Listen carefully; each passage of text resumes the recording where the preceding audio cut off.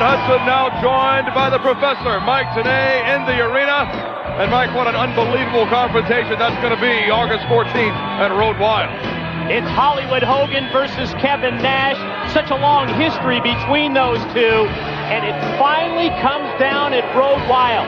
I think it's Kevin Nash's opportunity to go back and have an actual competitive match with Hogan. We all have the memory of what went down at the Georgia Dome. It was really, I think, a slap in the face to everyone who's ever held that most prestigious title in our sport. And I think at this point in time, Kevin Nash realizes that. At that point, he had to take care of the NWO. Now it's time to take care of Kevin Nash. Have you taken your heart medication today? I have not. You might better take one right now, because look coming to the ring. Yeah, it's Dizzy Brutus Boulder, the Beefcake Zodiac, Booty Butcher Barber Disciple, the man with no name, the amazing Leslie, the Disciple.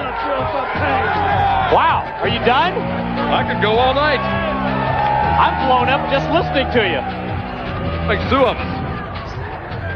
The Disciple in the ring to face the Gambler. Well, we all know the history of the Disciple, his long-term association with Hollywood Hogan, and have you noticed these alignments with Hollywood Hogan seem to have a certain time limit on them? The Disciple can tell you about that. Kevin Nash as well can tell you about that, and one wonders now about Hollywood Hogan and Sting. They seem to be on the same page, at least at this point in time. Who exactly has been, oh, look at that cross body off the ropes. Got a 2 count, the Disciple did. Who has been with Hollywood Hogan for any length of time? That's a great point. You look at who he has been aligned with. There have been times in the past where Hogan has been aligned with Randy Savage, where he has been aligned, believe it or not, with Ric Flair, with Sid Vicious. All those men have formed teams, including the 1 count for the Disciple, including the Disciple. But they have all gone their separate ways, leaving Hollywood Hogan seemingly the fulcrum that all other wrestlers revolve around. Well, you think about that history, and probably the Disciple, I would say, had the longest term of friendship and association with Hollywood Hogan, and maybe in terms of a non-wrestler, and they even had problems. Jimmy Hart.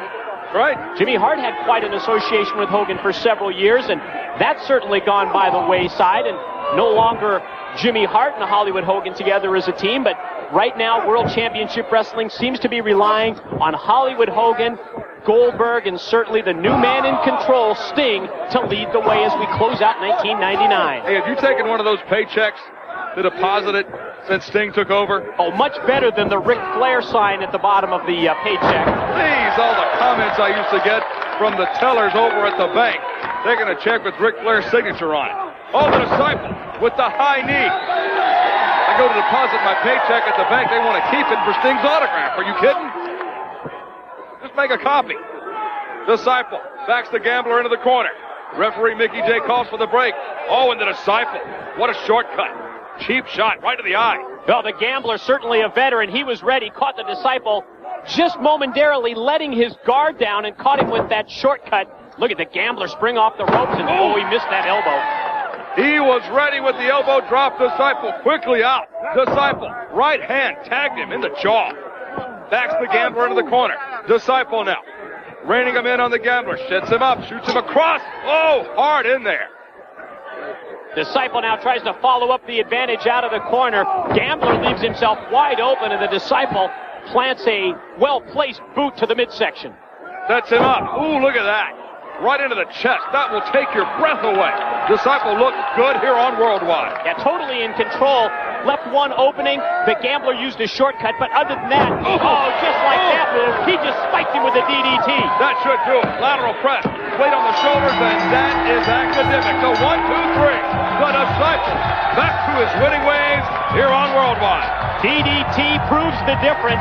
Easy cover, easy pinfall after he laid out the Gambler. Don't touch that dial. More exclusive Worldwide action when we return.